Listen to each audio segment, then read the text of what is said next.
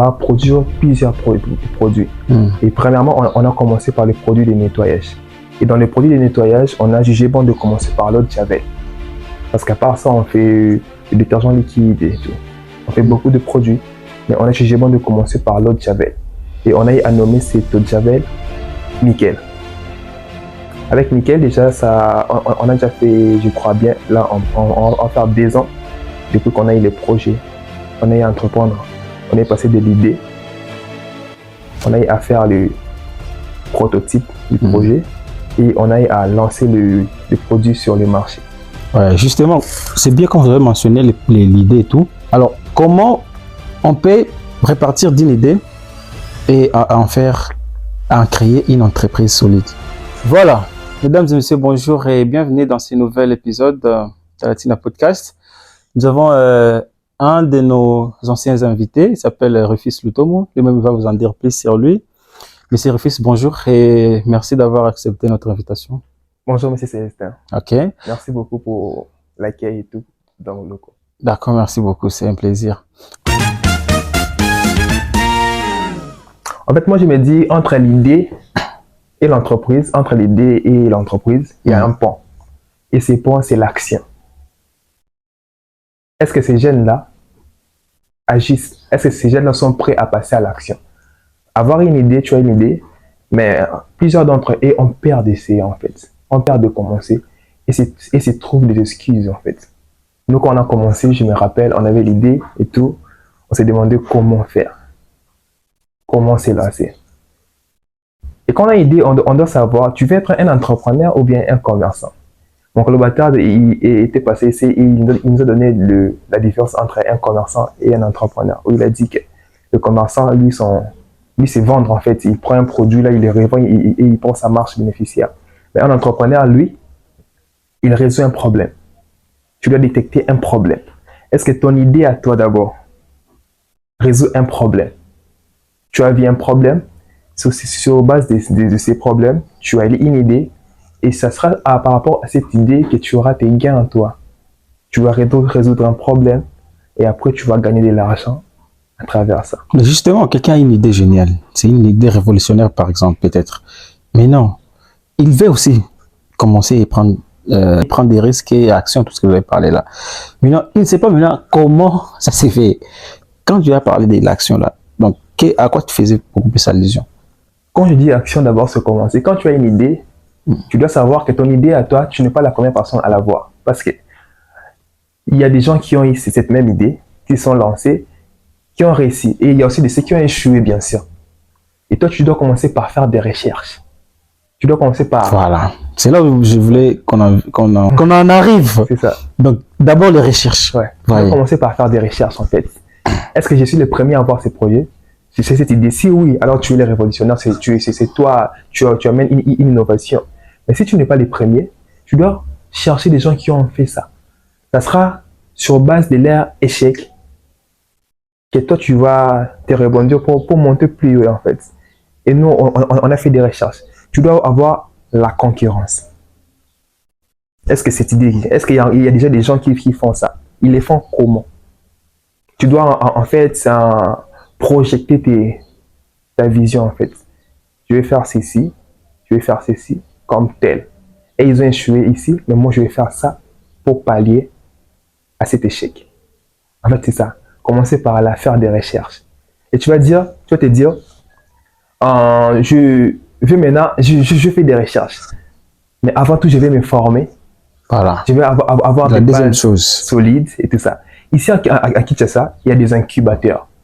L'incubateur, c'est une structure qui t'aide à passer de l'idée à un projet concret. Il te montre comment ton idée peut devenir du matériel, en fait. C'est ça, en fait. Et on a plusieurs incubateurs. On a Anadec, on a Enabel qui est là, on a Polar Business Woman, on a Clé Jupace, on a sur Silicon Village vers Colonel Mondjiba, on a des incubateurs qui sont là, qui sont prêts. On a KDA qui est là, qui sont prêts à t'accompagner. Tu dois partir vers eux. C'est ça l'action maintenant. Là, contacter, trouver des numéros, te renseigner. Qu'est-ce que je dois faire pour intégrer? tu vois. Tu dois faire des recherches. Et quand tu passes à l'action, tu vas vers et toutes ces personnes-là. Moi, je me rappelle, moi, comment on a eu quand on a eu le projet de créer l'entreprise Prime, et on s'est dit, on va commencer par l'eau de Javel, nickel. On s'est formé encore. Et après ça, on s'est lancé. Maintenant, on commençait à rechercher des incubateurs. Je me suis rappelé que j'ai un cousin qui est entrepreneur, qui, lui, il œuvre sur le panneau solaire, tout ce qui est énergie, en fait. Et je l'ai contacté, je lui ai dit que je vais me former. Si je viens vers toi et te demander de l'argent, ça sera répétitif et au final, tu vas peut-être te fatiguer de moi, si ça se dit, en fait. Je lui ai dit, au lieu de me donner le poisson, apprends-moi à pêcher. Guide-moi. Tu es passé par où pour devenir ce que tu es aujourd'hui? Et je lui ai posé la question, il m'a dit que non, moi, au départ, quand j'avais juste l'idée, c'est Clé GPS qui m'a formé. Je dis Clé GPS, ah ouais, c'est quoi Clé GPS? Non, c'est un incubateur qui forme les entrepreneurs. Je dis, mets-moi en contact avec Clé GPS. Et c'est par là. Il m'a mis en contact avec Clé GPS. Et c'était, ça coulait. Ils m'ont bien réussi, ils m'ont bien encadré. Et après ça, j'avais des bases. Maintenant, on devait encore poser maintenant l'action. Nous allons continuer. Hein. Là, Ouais. c'est très intéressant ce que vous venez de mentionner. Explique-nous comment ça s'est passé avec c'est quoi? Clé GPS. Incubateur Clé GPS. Comment ça s'est déroulé, tout ça? Ouais, comment parce que mon cousin, les questions que vous avez leur posées, tout ça, des renseignements. Ouais, parce que mon cousin, lui, il était entrepreneur et au final, comme il excellait, on l'avait retenu comme coach. Ouais, coach. Il m'a dit, bon, tu passes les mardis. Il m'a donné l'adresse. C'était comme ça. Si tu ne m'étais même pas inscrit, tu passes les mardis. Je passe les mardis, je viens, j'assiste parce que c'est celui qui donnait cours ce jour-là. Je vois comment il assiste. J'étais intéressé et je me rends compte que par mes recherches passées, j'avais déjà des bases. Je me suis dit, waouh. Et au final, il m'a présenté, il a trouvé un formulaire et tout ça. Pour le deuxième cohorte qui suivait, je crois bien c'était après 2 semaines et tout, il m'a dit que tu revenais dans 2 semaines pour commencer maintenant avec ta salle à toi. J'ai dit d'accord. On t'a formé à faire quoi? On nous a formé en fait, on nous a montré c'est quoi l'idée entrepreneuriale. Comme la différence entre un commerçant et un entrepreneur. C'est qui un entrepreneur? Là, on va te dire, c'est celui qui résout un problème. Maintenant, ton idée à toi, est-ce que ça résout un problème? C'était en fait ça l'incubateur. D'accord, ça résout un problème. Ça résout quel problème? Là, maintenant, on va te donner des outils. Parce qu'en entrepreneuriat, on a des outils. On a le business model Canva. Si je peux répondre à votre question, la question que vous avez posée sur comment passer de l'idée à une entreprise, c'est la démarche à faire. Vous trouvez une idée, vous vous demandez, est-ce que si cette idée résout un problème? Si oui, d'accord. Vous faites des recherches pour savoir qui entreprend déjà sur ce secteur-là. Qui le fait déjà? Qui a déjà échoué? Parce que par ces échecs, toi, tu ne peux pas aller. Tu te renseignes. Qui est conquérant? Qui est déjà grand? Qui s'impose déjà dans ton pays ou bien dans ta ville où tu es? On a fait ça. Je ne sais pas si je peux citer Massa. Et après, continue. C'était bien. Continue. Qui? Ouais. Et après... après ces recherches-là? Ouais, après ces recherches-là, on a cherché des incubateurs, des gens qui peuvent nous accompagner. On veut chercher en fait, je peux dire, le réseautage. Tu dois chercher un réseautage. Des gens qui raisonnent comme toi. Des gens qui veulent changer les choses comme toi. Parce que dans ton entourage, tu auras que des amis qui veulent jouer. C'est quoi les recommandations pour trouver ces incubateurs? En fait, c'est sur les réseaux sociaux, en fait. Non. Tu vas les recontacter. Et parce que c'est par cohorte d'habitude, c'est par salle. Et normalement, ça fait 2 mois, 3 mois. On vient, on vous forme, vous passez et les autres viennent. Vous les recontactez, vous allez remplir de formulaires. C'est sur les réseaux sociaux. Vous remplissez un formulaire et vous partez. Vous payez? Non, vous ne payez pas. C'est gratuit en tout cas. Je ne sais pas un incubateur ou les incubateurs, je ne crois pas. C'est gratuit parce que normalement, c'est financé par comme Kid Moussa là. C'est financé par Annabelle. Inabelle, je crois bien. Inabelle. Et ce sont des Belges qui viennent financer des incubateurs et ils vous forment gratuitement. Et c'est comme ça partout. Ils vous forment gratuitement et tout. Ils vont voir votre projet, ils vont vous interviewer. Et bon, non, si votre idée est concrète, si vous êtes précis, si vous êtes déterminé à entreprendre, Vous entrez dans l'équipe et ils vont vous former pendant 3 à 4 mois. Quand vous avez ces réseautages, des gens qui sont là, et vous allez vous retrouver avec des gens qui ont la même vision que vous en fait. Vous allez bien avancer. Maintenant, je vais dire sur Aclès GPS, qu'est-ce qu'on nous apprend? On nous apprend, comme je l'ai dit, une idée, un problème. Résoudre d'abord les problèmes. Après, tu auras l'argent. Tu dois d'abord résoudre le problème. Et vous, c'est quoi le problème que vous cherchiez à résoudre? L'eau de Javel, avec le détergent liquide, vous avez remarqué, je le dis toujours, dans notre pays, on a une maladie qui apparaît, c'est le choléra. Comment le choléra tue beaucoup de gens comme ça ici en RDC? On va se rappeler que le choléra, c'est une maladie de mains sales qui, d'abord, qui se transmet souvent aux toilettes. La personne part aux toilettes, il fait ses besoins et tout, et par imprudence, il ressort là sans se laver les mains. Si la personne était infectée de choléra, il vient, il mange, il te touche et tout ça, toi tu manges, tu es contaminé.